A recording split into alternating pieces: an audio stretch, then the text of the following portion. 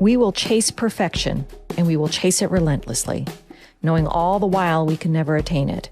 But along the way, we shall catch excellence. That's a great quote from Vince Lombardi, arguably the greatest football coach of all time. And it's a quote that came up in my conversation with Jack Frost, Vice President of Environment, Health, Safety, and Training at Heico Construction Group. Jack was talking about the role of leadership in changing the safety culture and ultimately the overall performance of an organization. Because in the U.S., companies basically operate from the same set of safety standards, those established and regulated by OSHA. So how is it that one company can have superior safety numbers while a similar-sized company in a similar industry is struggling? It all starts with leadership.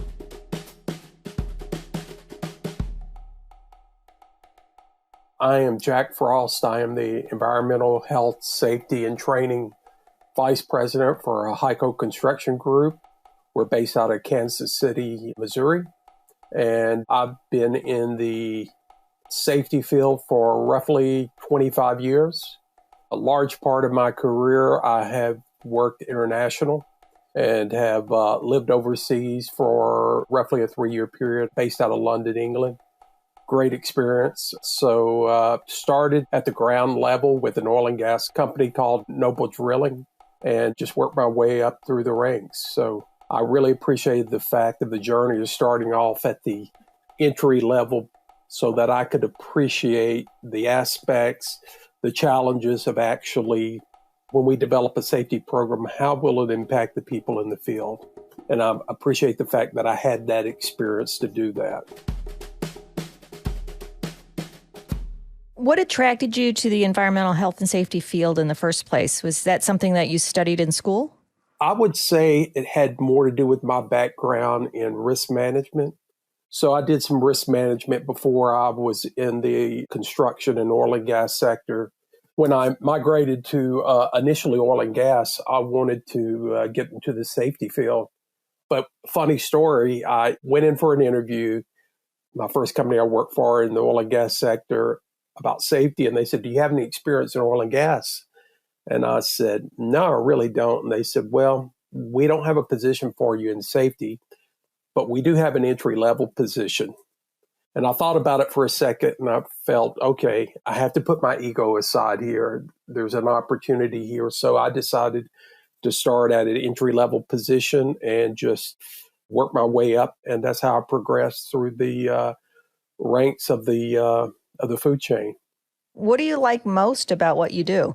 Well, I would say there are always new challenges. It's always dynamic and fluid. So the opportunity as far as applying problem solving and root cause analysis.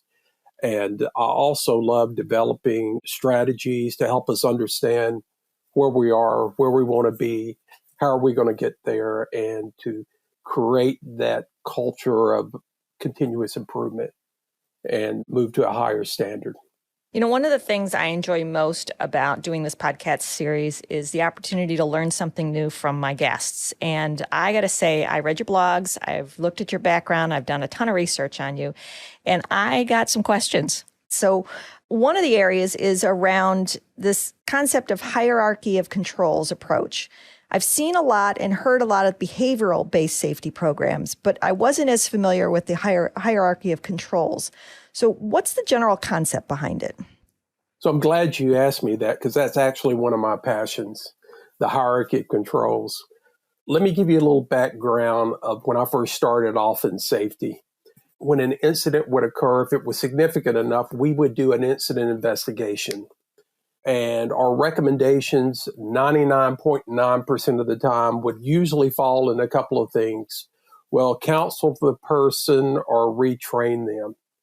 But when we use that approach, what we're really saying is we're depending on that person to make the right decisions every single time.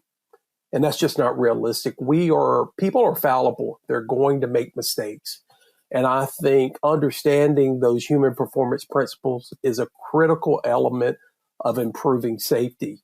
Usually when a plan is developed, it's based on this is the task, this is what you need to do, and these are the controls you need to put in place. In a lot of cases, it never identifies, but what if you don't do it? do that task correctly, what do you have in place to prevent you from having an incident or mitigating? That's where the hierarchy of controls come in. So at the very first level, it would be your PPE. That's considered your weakest control as far as protecting you. The next one would be administrative controls, and that is when you have, well, I have a policy or a standard that states I must do X, Y, and Z. And then the next one would be an engineering control. That is a stronger control that creates a physical barrier between the target, which is generally the person, and the hazard or the release of that hazard. And then after that is, can you substitute that hazard out? And the strongest control is, can you eliminate that control completely? So for me, my goal was to go from practically nothing in terms of engineering or stronger controls to start measuring and tracking to see anytime we have a corrective action, is there an opportunity for us to put in a stronger engineering control or higher on that? So that if an incident does occur, we're not depending on that person to do the right thing every single time. Because as we're all aware, we're fallible, we're going to make mistakes. And I think the industries that have been on the leading edge and that are the safest industries are the airline industries and the nuclear industry. They pioneered the human performance principles. And it started off with understanding that humans are fallible. And that was a big eye-opener for me because I began to realize most of our careers, we have developed planning processes based on doing everything correct and taking that leap of faith that everything will be done correctly, as opposed to we're humans. We're going to have a bad day. We're not going to remember everything. So if we do recognize that we make mistakes, then what do we factor in our planning to help us, allow us to fail safely? And that's where the hierarchy of controls come in. Because if I have a physical barrier and engineering control factored in there and in place, if I make a mistake, I have a physical barrier to protect me from getting hurt. And so the hierarchy of controls is that process of having a stronger control to prevent incidents from occurring. Why do you think so many companies focus first on investing in PPE training and policies rather than building out these engineering controls? I think it's a couple of things. I think it's an evolution of the safety culture, and I think habits are hard to break. It's the easy fix. It's easy to fix something by stating our corrective action will be, we'll put up a new sign, we'll rewrite a policy, we'll counsel the individual and tell them to watch what they're doing and keep their mind on the job and don't do it again. That was the old school way of doing things. And I think it's just the evolution of a particular company's safety culture in introducing those concepts. And also, you have to keep in mind that when you elect to go to an engineering control, the cost will probably be more than PPE or administrative policy. However, the positive cost impact will be greater by implementing an engineering control, because every time an incident occurs, there is what I call death by 1,000 cuts. So it may not be a significant incident, but you have downtime. You have to take the time of doing an investigation. You have lost productivity. Your reputation may be impacted with your client or customer. There are all these variables that come into play that visually it may not look like a lot of banner going on, but if you collectively start collating that, it's a significant impact to the business, not only from a efficiency, productivity, financial, reputational aspect. How do you make that argument if you're a safety leader and you're seeing the potential to eliminate the death by 1,000 cuts by making this more significant investment in engineering a control? How do you make that argument to leadership? Because they're just seeing it as a big expense. You have to do your homework and you have to do some data analysis based on fact finding. You have to separate the assumptions from the facts based on objective evidence. So I'm a big proponent of root cause analysis, and it's based on fact finding. And that's step one. Step two is you have to start collating this information as far as addressing the why. Why are these things happening? So it may be individual, it may be systemic, and you have to address that as well.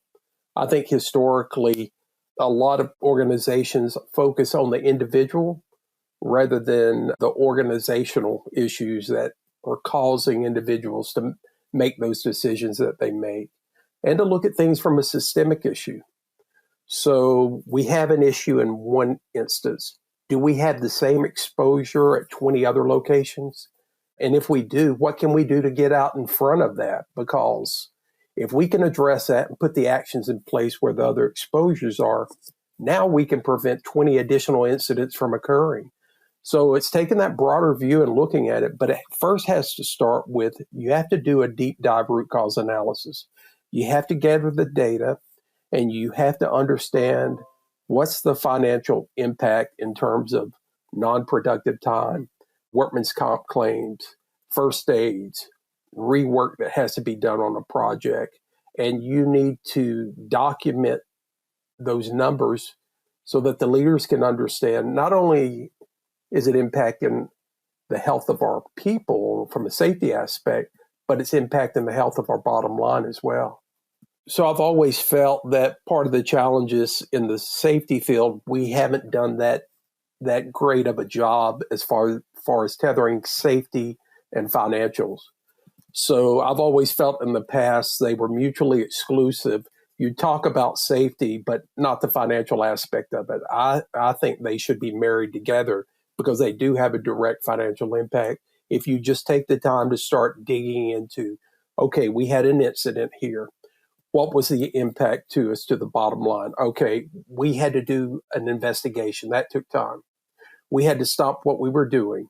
We had doctors' costs. We had first aid costs. We may have workman's compensation costs. We may have to do rework. We have to talk to our client to understand what happened on their project and so forth. If you collectively total all this information up, you're starting to look at a substantial impact to the business. And then if you look at it tenfolds or 100 times, you're going to start to see where this is creating a significant impact to us. Sometimes implementing changes in safety programs, the financial isn't enough to overcome. And what I'm talking about is companies, they have this built-in acceptable risk value into their operating costs. We know we're going to have X number of incidents over the course of the year, and it's going to cost Y dollars. And that's just built into my operating cost. So introducing an engineering control like you're describing seems like it's an incremental expense. It's not really affecting the run rate that I'm already expecting. How do you overcome that? So let me be very clear and very honest about this. I have found that for the most part, most companies' policies and procedures are relatively the same because, at least in the U.S., you use an OSHA standards. Now, your processes can go above and beyond, but the reality is we basically have the same programs. So how is it that one company has superior numbers and another company is struggling significantly? And it all starts with leadership. You can have the best programs in place. You can have the best processes in place. But if you don't have the leadership commitment driving it at the very top, well, then you're spinning your wheels. It's simply not going to happen. It's simply not going to happen. There is a wonderful program with the National Safety Council called the CEO Who Get It Award. You may have heard about that. Mm-hmm. But they highlight on an annual basis the CEOs who understand it, that they get it in terms of safety and financials. So I want to tell you about my hero, a gentleman that I never met before, Paul O'Neill. He was the CEO of Alcoa, wasn't he? Correct. And this was around 1987, and he set the financial world on its head when introduced him to all their shareholders and the investors. And they were expecting him to talk about the productions and things in terms of business. And he started by saying, if you want to understand how we're doing in terms of business, then you need to look at our safety, because that is a key indicator of everything that we do. And the people thought in 1987 that he was nuts. He was a trailblazer, and he understood in terms of how business and safety and profitability go hand in hand. And there are plethora of articles that have been written about Paul O'Neill and his journey and being the trailblazer.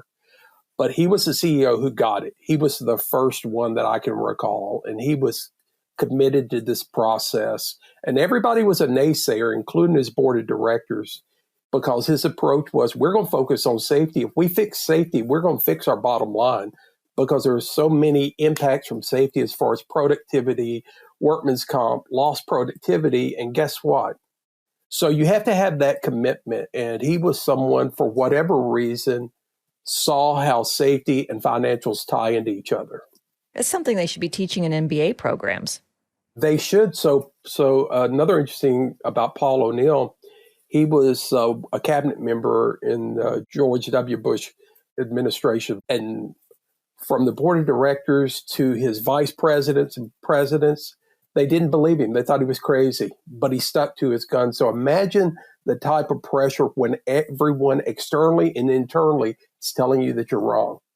The type of commitment and tenacity that you have to hold your guns, because everybody's thinking you're crazy. So certainly a normal person would start to question, well, is this really the right way to go? But he knew what he needed to do. He knew that he was setting the tone for the company, because part of it is just setting that tone and that expectation. And I found throughout my career that expectation is a critical part of continuous improvement and taking it to the next level. So Vince Lombardi had a wonderful saying that said, we are going to strive for perfection, knowing full well that we will never achieve it, but in the process, we'll reach excellence. Same thing in safety.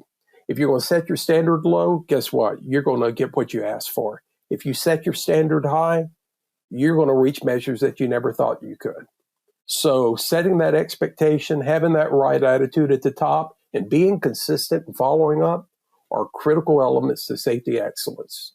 It doesn't happen out of a manual or a book or a piece of paper or a poster. Those are all important aspects to have, but it's really that intangible element that's critical to take it to the next level. In one of your blogs, you state that work as envisioned is rarely the same as how the work is actually done. What did you mean by that?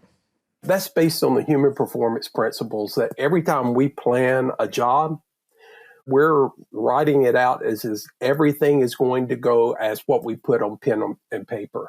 But it never happens that way. Things get in the way. Life happens. You have a new person that just came on board and they're not familiar. You have changing environmental conditions. Maybe you're working at night rather than the day. Maybe it's snow. Maybe it's ice, or it's cloudy, or you're working inside at night. So what you have on paper or when you're planning a job is rarely the way it is. So you have to factor that in and understand that any change of conditions requires you to pause for a second and regroup for a minute. You mentioned that when you're planning the job, you have to take into account that people are fallible, that there's going to be changing environmental conditions. There could be any number of things that are going to make the work not turn out the way you expected it to. So how do you build that into the decision-making and the planning up front? Well, you have to land the human performance principles. You have to get buy-in from leadership, and then you have to do a comparison, to be honest with you. It starts this process of fact-finding and root cause analysis.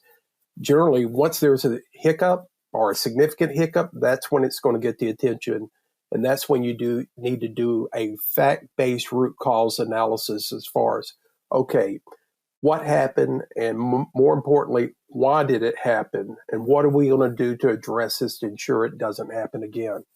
But in a lot of cases, there is what I call a drive-by mentality, where someone will make a comment, make an assumption, without knowing if it's a fact or not. And people will take it as gospel and move on and apply resources that may or may not work. And then you revisit it over again. And when it's revisited, well, the person just didn't try hard enough, or he didn't do this, or we'll do better next time, rather than understanding.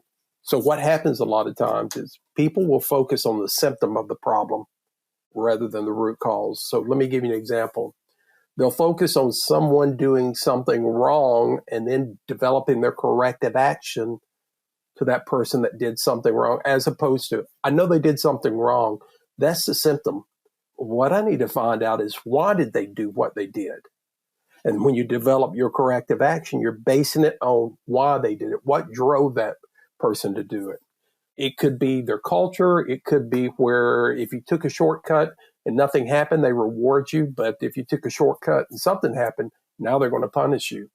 So it's just about understanding what the root cause is. I think historically, years ago, we did the best we could, but our approach was focus on the symptom of the problem and correct that. But what happens is you continuously keep repeating that same cycle. You do another investigation. Well, why did it happen again? We already did an investigation. Well, the person didn't focus or this or that. So it's a vicious circle of constantly wasting time, energy, and resources. Do you think safety leaders or businesses in general tend to focus on the wrong KPIs when it comes to safety? Are we measuring the wrong things? They can. So I will say, really, the KPI should depend on the specifics of that particular company. So what's good for one company on KPIs may not be relevant for another company. So first of all, you have to understand where your risks are. And in many, many cases, I found that the 80-20 rule comes into play a lot. 80% of your issues are occurring at 20% of your locations or projects and so forth. So for me, I always believe in following the risk. I have a finite period of time. Where do I need to focus most of my attention on? And then to understand why is it occurring here and halfway across the country, same process is going on, but they're excelling in productivity and safety and efficiency and so forth.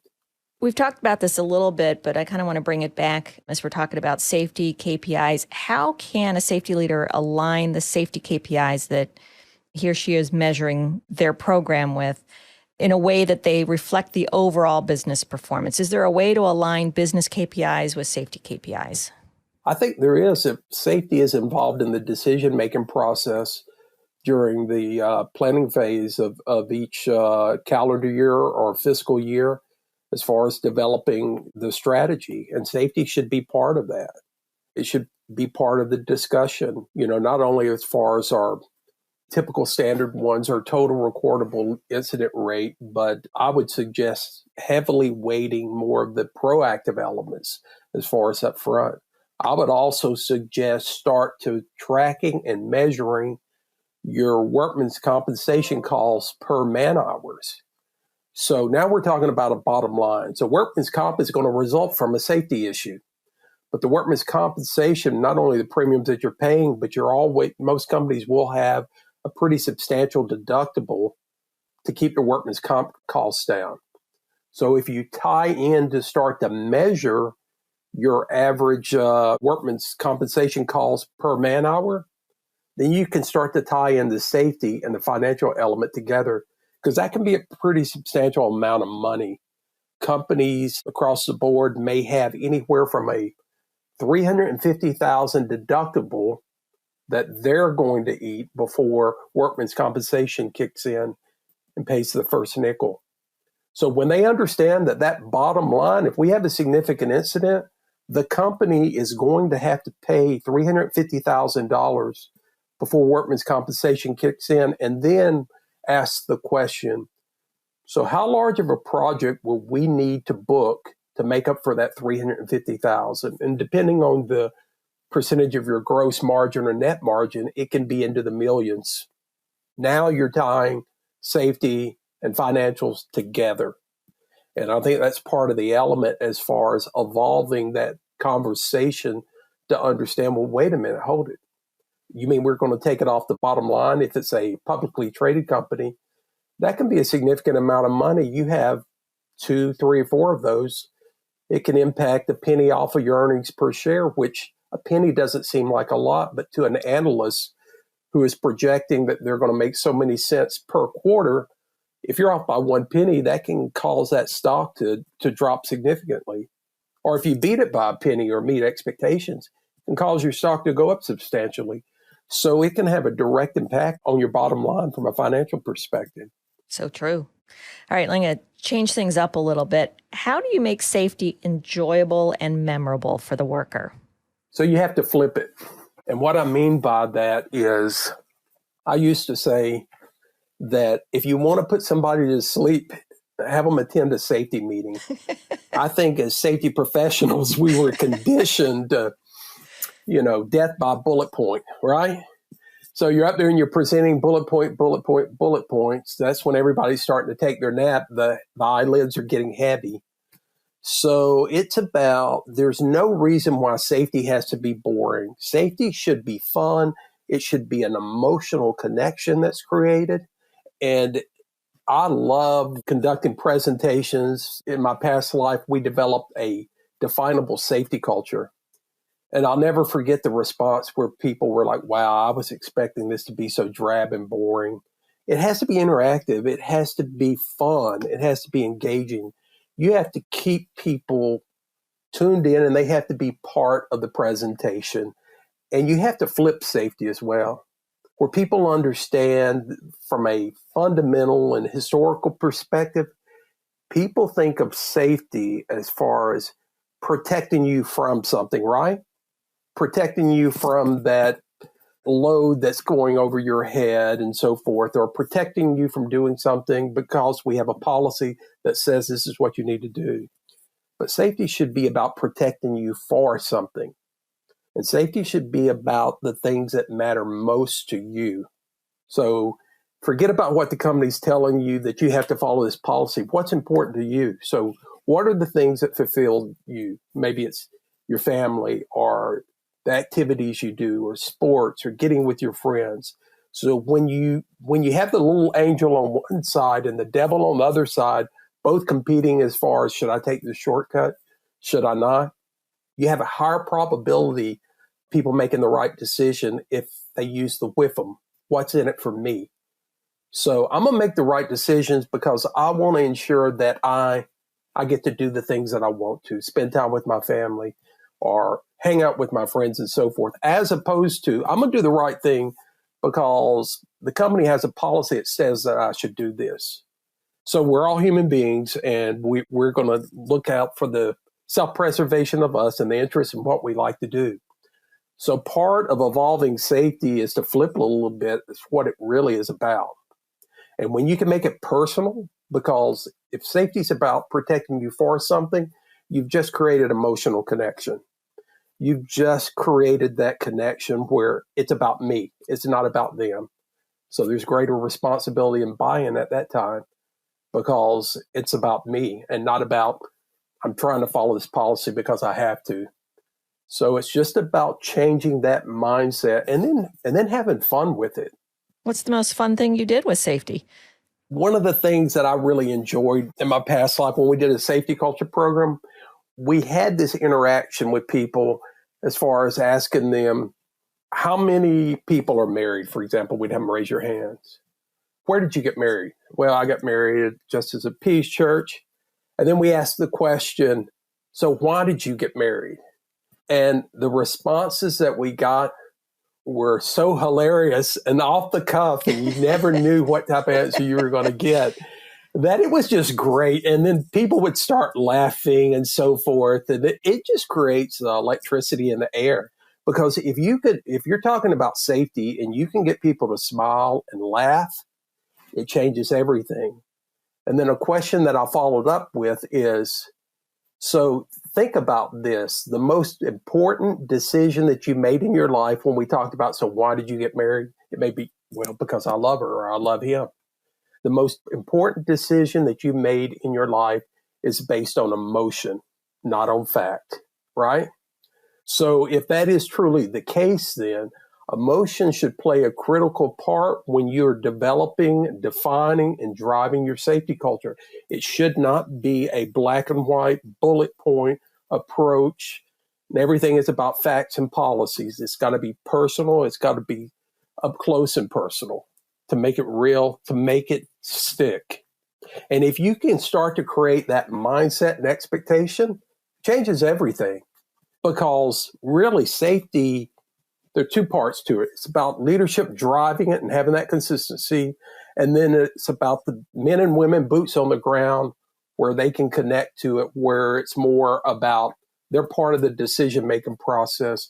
They understand that when I'm making these decisions, It's about me getting home safely. It's about me enjoying the things that are important to me. It's not one thing, it's several things that encapsulate changing culture, performance, the way we think about things, continuous improvement, moving to a higher standard. I think that's the best explanation I've heard yet of how you change the focus of why somebody should make safe decisions. So you've had an amazing 25-year career. When you look back, anything you would have done differently or wish you had done differently? I do. So it's something that I do differently now. Well, there's two things that come to mind. Number one would be when I first started in management, I was so focused on achieving the task or the target that I focused so much on the target and getting it done. I felt that I didn't put enough time into relationships. And my lessons learned was that I need to flip that. The most important thing you can do is to focus on the relationships and individuals, because if you can achieve that, then everything else will follow. And the number two thing, definitely the most important thing that I would change is that throughout your career, you may or may not have instances that will mold you and develop you in safety. I just have a theory that the way you are in safety is generally based on some type of experience that you have.